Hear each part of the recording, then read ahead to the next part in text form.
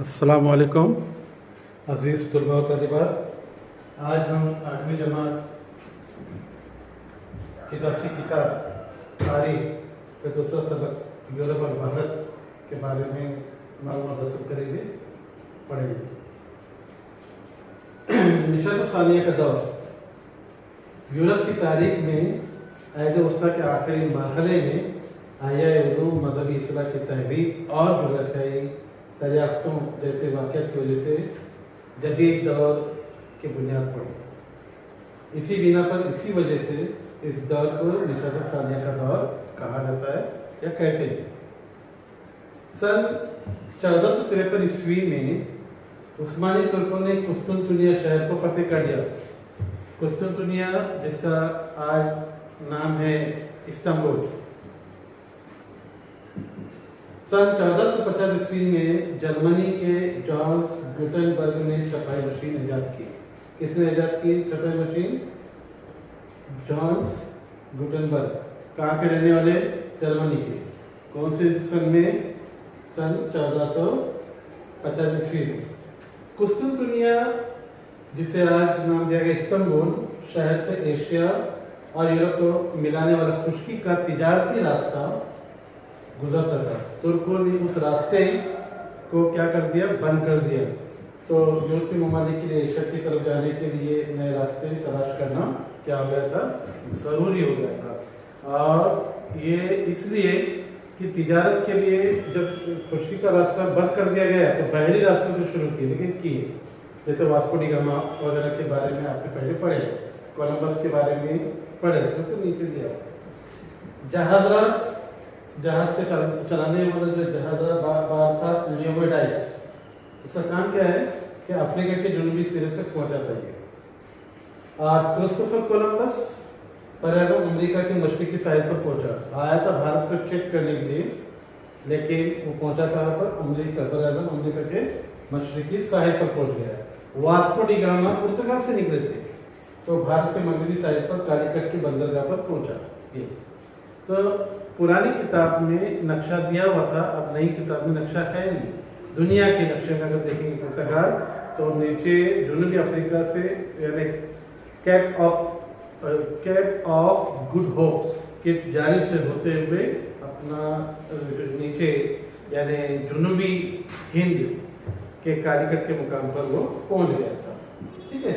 उसके बाद जो है सनती इनकलाब का आगाज जो है वो इंग्लिस्तान से हुआ था, ये इंग्लिस्तान में हुआ। तो जिस तरह से खानापुरी आती है 1 नंबर के लिए तो समझ में आ जाता है, 10वीं में आता है अक्सर बेशतर। तो इस चैप्टर में जैसे जैसे हम आगे बढ़ेंगे आपको पता चलेगा कि कैसे नंबरात होते हैं। तो सनती इनकलाब का आगाज डैश में हुआ, तो ध्यान में रखिए, आइंदा कभी आ सकता है तो इंग्लिस्तान। ठीक है। अगला जो है यूरोप में फिक्री इनकलाब किस तरह से बर्पा हुआ वो देखेगा। इनकलाब का मतलब है तब्दीली, चेंजेस। तो यूरोप में फिक्री इनकलाब निशात सानिया के दौर में यूरोप में फिक्री इनकलाब आया। वो कैसे हो? देखो, समाज कज़ीम जहालत और तमाम परस्ती के दायरे से बाहर निकलने लगा। यानी तमाम परस्ती कि बिल्ली सामने से गुजरी अब दिन पूरा खराब जाएगा, तो ऐसा नहीं है। सुने, जिस तरह से कह सकते हैं कि एक दफ़ा क्या हुआ कि मालिक जो है हवाई जहाज से सफ़र करने के लिए निकल रहे थे, तो वॉचमैन ने उसके रोका कि साहब जी आप जाओ मत। बोले क्यों? नहीं जाओ, कह रहा हूँ ना मैं जाओ। तो नहीं गया क्योंकि तमाम परस्ती थी।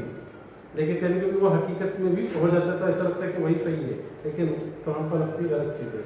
तो उधर क्या हो गया वो बता रहा हूँ आपको कि साहब जी आप जाओ मत, रुक जाओ।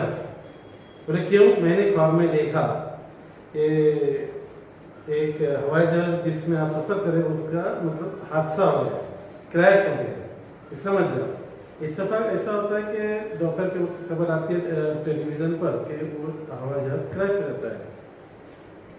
लेकिन साहब भी जो है खुश हो जाते हैं, लेकिन एक तरफ उनको गम भी होता है कि ये वॉचमैन है, तो उसको कैसे पता चला? गम इस बात का कि ये जो है इसने ख्वाब देखा, यानी ड्यूटी बराबर नहीं दे रहा है। और खुशी इस बात की कि उसने बहुत अच्छा काम किया। तो जैसे ही वो उसको मालूम हो कि हवाई जहाज क्रैश हुआ है, वो वाशरूम को बुला लेता है, बहुत सारा इनाम, वो इकराम से नवाजता है और बोलता है आपकी छुट्टी, आप चले जा सकते हो, यहाँ रुकना नहीं है। बोले क्यों जी? मतलब मैं कह रहा हूँ आप नहीं। उसका मतलब क्या था कि अगर वो सोया नहीं रहता तो ख्वाब नहीं देखता, और ख्वाब नहीं देखता तो ये मालूम नहीं होता। तो जो भी है, हालांकि होना ये चाहिए कि उसको रखना चाहिए, लेकिन किसी वक्त चोर आ सकते चोरी के नियत से, इसलिए उसको जो है कर दिया जाए, अलग बात है। तो ऐसे करो परिस्थिति से मतलब ये कि दायरे से बाहर निकलने लगा। राय रस्म रिवाज, जो भी रस्म रिवाज थे, अकायद थे, रिवायत थे, जो वक़्फ़ पज़ीर थे वो, और वक़्फ़ पज़ीर वाक़यात को तनक़ीदी नुक्ते नज़र से देखने लगे। ये सारी तब्दीलियों को क्या कहा जाता है? फ़िक्री इनकलाब कहा जाता है। क्या फ़िक्री इनकलाब कहा जाता है? सियासी शोबे में इनकलाब। अब देखो वो ज़माना ऐसा था कि जिसकी लाठी उसकी भैंस, यानी मतलब ये कि जिसने मतलब जिसकी ताकत है उसके कब्जे में इलाका है। तो ऐसे देखो यहाँ पर 18वीं और 19वीं सदी में, 18वीं और 19वीं सदी को हम कह सकते हैं अहद वस्ता। अहद का मतलब होता है एक तो कसम, और एक अहद का मतलब होता है ज़माना, यानी वस्ता में दरमियानी, ये कदीम ज़माना, दरमियानी ज़माना और जदीद ज़माना, तो ये दरमियानी है। 18वीं और 19वीं सदी में रोनुमा होने वाले कई इनकलाबी वाक़यात की वजह से उस दौर को क्या कहा जाता है? इनकलाब का दौर के नाम से याद किया जाता है। इनकलाब में चेंजेस, तब्दीली। उस दौर में इंग्लैंड में पार्लियामेंटी जमहूरियत की नशोनुमा हुई, काबीनी तरीके की नौयत में तब्दीली हुई। ठीक है। अगला जो है अमेरिका की जंग आज़ादी, अगला पॉइंट है अमेरिका की जंग आज़ादी। ये 10वीं क्लास में किसी वक्त पूरा सबक था। अब ये सबक में पॉइंट कैसे? क्योंकि आपकी क्लास छोटी है इसलिए। तो देखो यहाँ अमेरिका की जंग आज़ादी, साम्राज्य यूरोपीय ममालिक ने बराबर अमेरिका के मुख्तलिफ इलाकों पर क्या कर दिया? कब्जा किया। कब्जा करके अपनी नवाबादियत कायम की। तो किस लिए? कि खाम माल नवाबादियत से हासिल करें और कारखाने के जरिए या मशीनों का इस्तेमाल करते हुए माल तैयार कर्जा जो है या तैयार शुदा माल जो है बेचने के लिए दोबारा वहीं पर। जैसे हिंदुस्तान तकरीबन 250 साल तक इंग्लिस्तान के गुलामी में था, आपको पता है सबको, सुने? तो ये नवाबादियत, चाइना, ये भी। तो कैसे मतलब ऐसे इलाकों को ये लोग चुन लेते थे मगरबी ममालिक कि जिन इलाकों से खाम माल आसानी से मिले। और आपको मैं बता दूं कि कुदरती दौलत से मालामाल हमारा इलाका पर्यादा विषय, जैसे चाइना है, जैसे इंडिया है, सुने? तो इस तरह से जापान होगा, ये यहाँ से जो है कच्चा माल ले जाते थे और पक्का माल बेचा करते थे। ये इंग्लिस्तान ने शुमाली अमेरिका के मशरिकी साहिली इलाके में 13 नवाबादियत कायम की। हाँ, ये एक सवाल किसी वक्त 10वीं में आता था, एक नंबर की कि ये इंग्लिस्तान के जो है इंग्लिस्तान ने शुमाली अमेरिका के मशरिकी साहिली इलाके में डैश नवाबादियत कायम की, 13, 14, 15, 13 सही। ठीक है। आगे जाकर जो है या आगे चलकर इंग्लिस्तान के पार्लियामेंट ने अमेरिकी नवाबादियत पर कड़ी बंदिशें और टैक्स आयद करना शुरू कर दिया, यानी पाबंदी आयद की। आपको पता है कि स्प्रिंग जितनी हम दबाएंगे और हाथ से छूटेगी तो बहुत दूर तक चली जाती है, जितना कम करीब में, लेकिन दबाए तो दबाव किसी किस्म का किसी पर होना नहीं चाहिए। सुने? तो उसका गलत इस्तेमाल हो जाता है, या गलत नतीजा आकस होता है। तो देखें यहाँ आगे चलकर इंग्लिस्तान की पार्लियामेंट ने अमेरिकी नवाबादियत पर कड़ी बंदिशें और टैक्स आयद करना शुरू कर दिया। अमेरिकी नवाबादियत के आज़ाद पसंद अवाम ने उसकी क्या कर दी? मुखालफत की। कुछ लोग, जरूरी थोड़ी पाचौंडिया से नहीं है, कुछ लोग आज़ादी पसंद करते हैं, कुछ लोग कह देना पसंद करते हैं, ऐसा है। लेकिन कुछ लोग बोलना नहीं चाहते, कुछ लोग बोलते हैं। ये जो बोलते हैं वो पकड़े जाते हैं, जो चुप रहते हैं, खामोश रहते हैं, वो बख्श दिए जाते हैं। जैसे उनकी कोई गलती नहीं है, समझा जाता है। इंग्लिस्तान ने नवाबादियत को दबाने के लिए उनके खिलाफ जंग का क्या कर दिया? ऐलान कर दिया।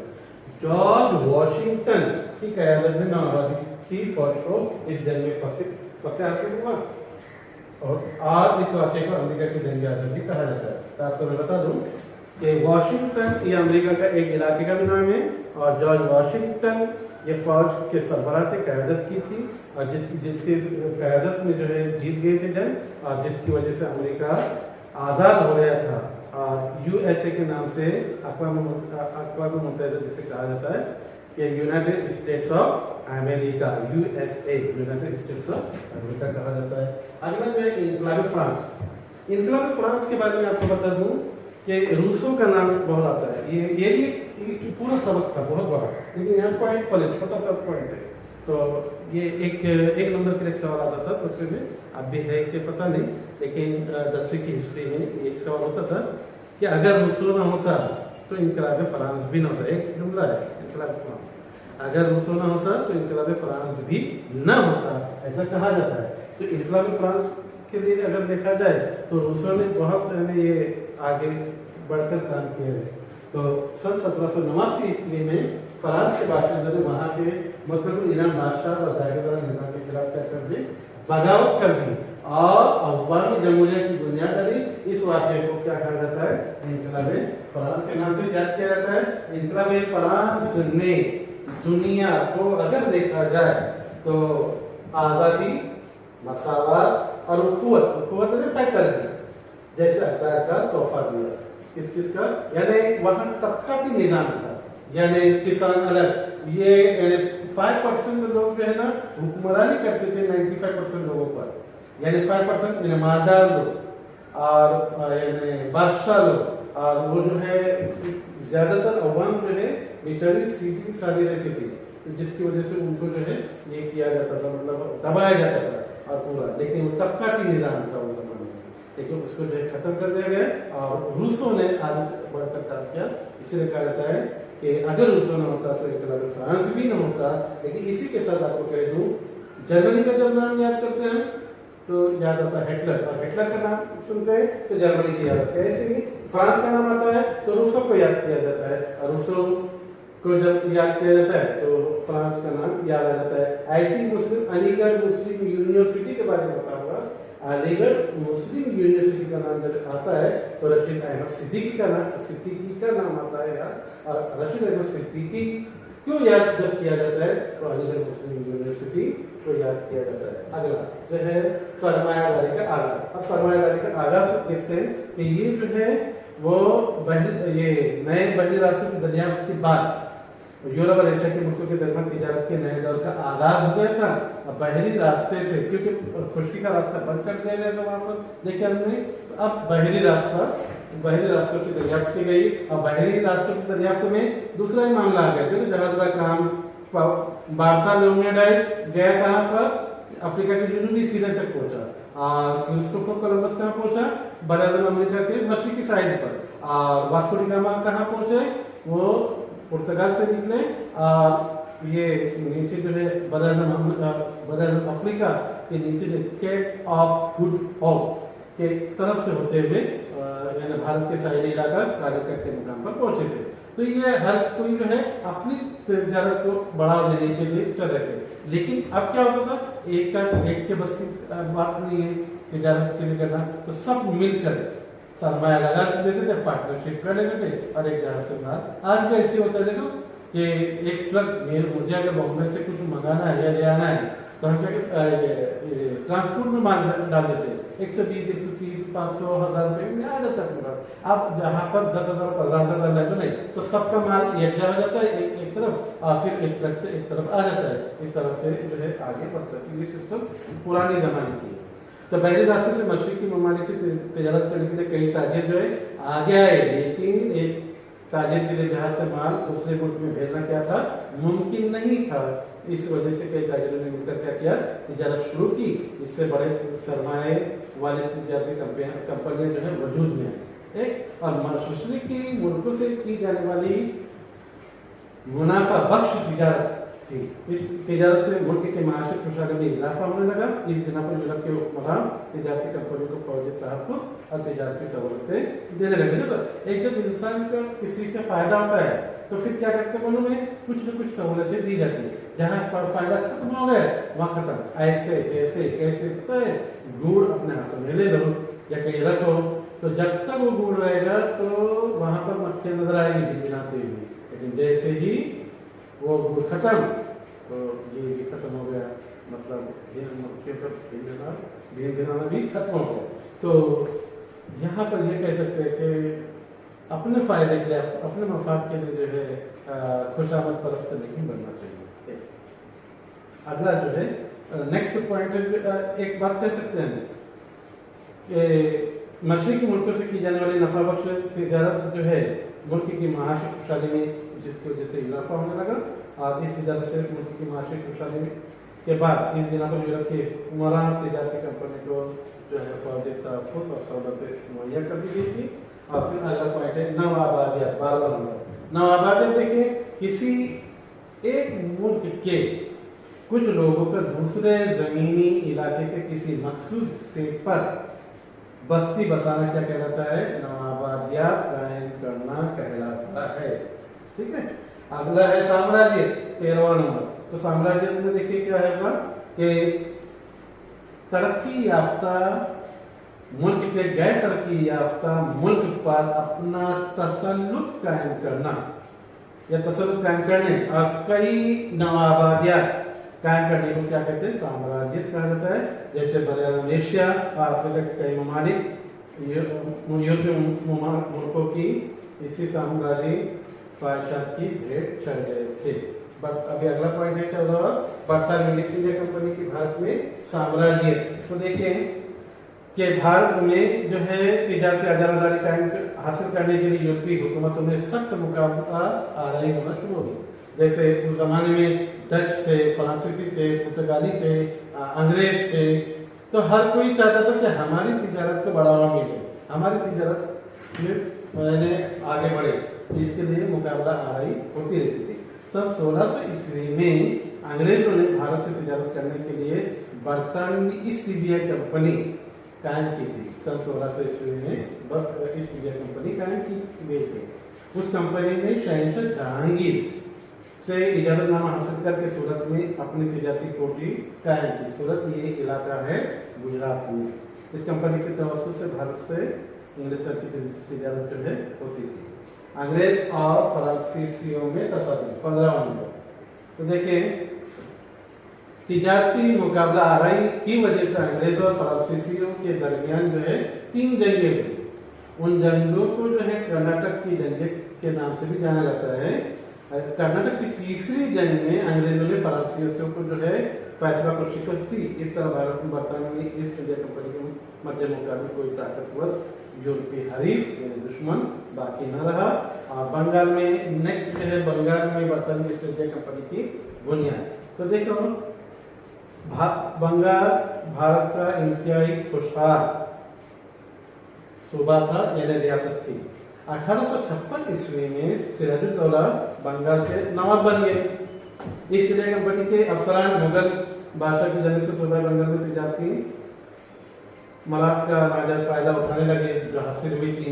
अंग्रेजों ने नवाब के इजाजत के बगैर कोलकाता में क्या किया? उन्होंने अपनी तिजारती कोठियों के अतराफ में फसील तैयार कर दी। दीवार बनाते ना सरहद जैसी वैसे। इस वजह से सिराजुद्दौला ने अंग्रेजों पर हमला करके कोलकाता की कोठी पर क्या कर लिया? कब्जा कर लिया। इस वाक़े के सब अंग्रेजों में क्या हो गई? बेचैनी पैदा हुई। रॉबर्ट क्लाइव ने नवाब के सिपह सलार मीर जाफर को क्या किए? नवाब की गद्दी का लालच दिया। आप उस लालच में वो आ गए और उसको जो अपने साथ मिला लिया। सन 1757 ईस्वी में पलासी के मुकाम पर नवाब सिराजुद्दौला और अंग्रेज फौज में जंग हुई, लेकिन नवाब की फौज का जो हिस्सा मीर जाफर की क़यादत में था उसने जंग में शिरकत ही नहीं की। अब जाहिर सी बात है, जंग में शिरकत नहीं करेंगे तो हाथ तो नसीब आएगी। तो जिसकी वजह से सिराजुद्दौला को क्या शिकस्त हुई आपसे। अंग्रेजों की पुष्ट पनाही के सबब मीर जाफर बंगाल का क्या हुआ? नवाब बना। बाद में अंग्रेजों की मुखालफत करने पर उसने अंग्रेजों की मुखालफत की तो उन्होंने क्या किया? उसके दामाद मीर कासिम को नवाब बना दिया। मीर कासिम ने अंग्रेजों की गैर कानूनी तिजारत पर रोक लगाने की कोशिश की तो अंग्रेजों ने उसे हटाकर मीर जाफर को दोबारा नवाब बनाया। तो बंगाल में अंग्रेजों की सरगर्मियों पर लगाम कसने के लिए मीर जाफर, अवध के नवाब शुजा-उद-दौला और मुगल बादशाह शाह आलम मुत्तहिद होकर अंग्रेजों के मध्य मुकाबिल हुए। और सन 1764 ईस्वी में बिहार में बक्सर के मुकाम पर जंग हुई जिसमें अंग्रेजों को फतेह हासिल हुई, इसे जंग बक्सर के नाम से भी याद किया जाता है। तो कब हुई थी? 1764 ईस्वी में। ठीक है। इस जंग के बाद इलाहाबाद मामले के तहत सूबाए बंगाल में दीवानी यानी महसूल लगान से करने का हक बरतानवी ईस्ट इंडिया कंपनी को मिल गया। इस तरह भारत में अंग्रेज हुकूमत की बुनियाद बंगाल में रखी गई। फिर अंग्रेज और मैसूर में जंग। अब मैसूर के बारे में याद होगा कि जहाँ मैसूर का नाम याद आता है तो वहाँ पर टीपू सुल्तान का नाम ध्यान में आ जाता है। ध्यान दीजिए कैसे। मैसूर रियासत के हैदर अली ने हमला करके, हैदर अली ये टीपू सुल्तान के वालिद मोहतरम, तो मैसूर रियासत के हैदर अली ने हमला करके रियासत का कारोबार अपने कब्जे में कर लिया। हैदर अली के इंतकाल के बाद उनके बेटे टीपू सुल्तान मैसूर के तख्त पर बैठे। उन्होंने अंग्रेजों के खिलाफ जंग जारी रखी, लेकिन क्या हुआ देखो, आखिरकार 1799 ईस्वी में श्रीरंगपट्टनम की लड़ाई में टीपू सुल्तान शहीद हो गए और रियासत मैसूर पर अंग्रेजों का कब्जा हो गया। देखो यहाँ पर अब तक है लालादार, एक शेर है कि अब तक है लालादार श्रीरंगपट्टनम की खाक, नामे वतन के लिए, नामे वतन पे जिस जगह टीपू हुआ फला, टीपू सुल्तान नामे वतन के खाक के लिए जो है जहाँ पर अपने आप को खत्म करके शहीद हो गए, तो शेर मैसूर के नाम से याद किए जाते हैं टीपू सुल्तान। सिंध पर अंग्रेजों का कब्जा। भारत में अपनी हुकूमत को महफूज करने के लिए अंग्रेज जो है शुमाल मगरबी सरहद की जानिब मुतवज्जह हुए। उन्हें खतरा था कि रूस कहीं अफगानिस्तान के रास्ते में एक हिस्सा थोड़ा सा ये जम्मू कश्मीर की तरफ जो है वो अफगानिस्तान की सरहद मिलती है, थोड़ी सी रास्ते से जो है भारत पर हमला न कर दे, इसलिए अंग्रेजों ने अफगानिस्तान पर अपना तसल्लुत कायम करने का फैसला किया। अफगानिस्तान जाने वाला रास्ता सिंध से होकर गुजरता था। सिंध की इस अहमियत के पेश नजर अंग्रेज सिंध की जानिब मुतवज्जह हुए और सन 1843 ईस्वी में सिंध पर कब्जा कर लिया। सिख हुकूमत का खात्मा देखिए, यानी पंजाब में सिख, पता है आपको 19वीं सदी के आगाज में सूबाए पंजाब में, पंजाब की रियासत में रंजीत सिंह की हुकूमत थी। किसकी हुकूमत थी? रियासत पंजाब में रंजीत सिंह की। तो रंजीत सिंह के इंतकाल के बाद उनका नाबालिग बेटा जो है दिलीप सिंह तख्त नशीन हुआ। उसकी जाने से उसकी माँ रानी चिंदन हुकूमत का कारोबार संभालने लगी, लेकिन सरदारों पर अपनी गिरफ्त कायम न रख सकी। इस मौके का फायदा उठाकर जो अंग्रेजों ने क्या किया, चंद सिख सरदारों को वर्गलाया, हम आपको ये करेंगे, वो देंगे, इलाका देंगे, जो भी, और आ गए उनकी बातों में। सिखों में ये गलत फहमी पैदा हो गई कि अंग्रेज पंजाब पर हमला करने वाले हैं, इसलिए सिखों ने खुद ही अंग्रेजों पर क्या कर दिया, हमला कर दिया। सिख और अंग्रेजों की इस पहली जंग में सिखों को शिकस्त हुई। अंग्रेजों ने दिलीप सिंह को गद्दी पर बरकरार रखा। अब एक चापलूसी है, अब जो है एक अपना मफाद इसके लिए। तो आज़ादी के मतवाले बाद सिखों को जो है पंजाब पर अंग्रेजों का बढ़ता हुआ असर और रसूख जो है मंजूर न था। मुल्तान के अफसर मोलराज ने अंग्रेजों के खिलाफ बगावत कर दी। हजारों सिख फौज जो है अंग्रेजों के खिलाफ जंग में शामिल हो गए। इस दूसरी जंग में भी सिखों को शिकस्त हुई। सन 1849 ईस्वी में अंग्रेजों ने सूबे पंजाब को अपनी हुकूमत में शामिल कर दिया। इस तरह से जो है किसी तरह से जो है अंग्रेज पूरे मुल्क पर इच्छा जनी कोशिश, अगले चैप्टर में समझ में आ जाएगा बराबर का भी किस तरह से हुआ सामना, तो अगले चैप्टर में देखेंगे। इस तरह से जो है सबक बहुत बड़ा, देखिए सवाल बहुत छोटे हैं, तो आप तमाम से गुजारिश है कि आप जो है वो सवाल जवाब लिखेंगे, बताएंगे बयान, ये लिखना बहुत ज़रूरी है। और अल्लाह आप तमाम को कामयाब व कामयाब करे। अल्लाह हाफ़िज़।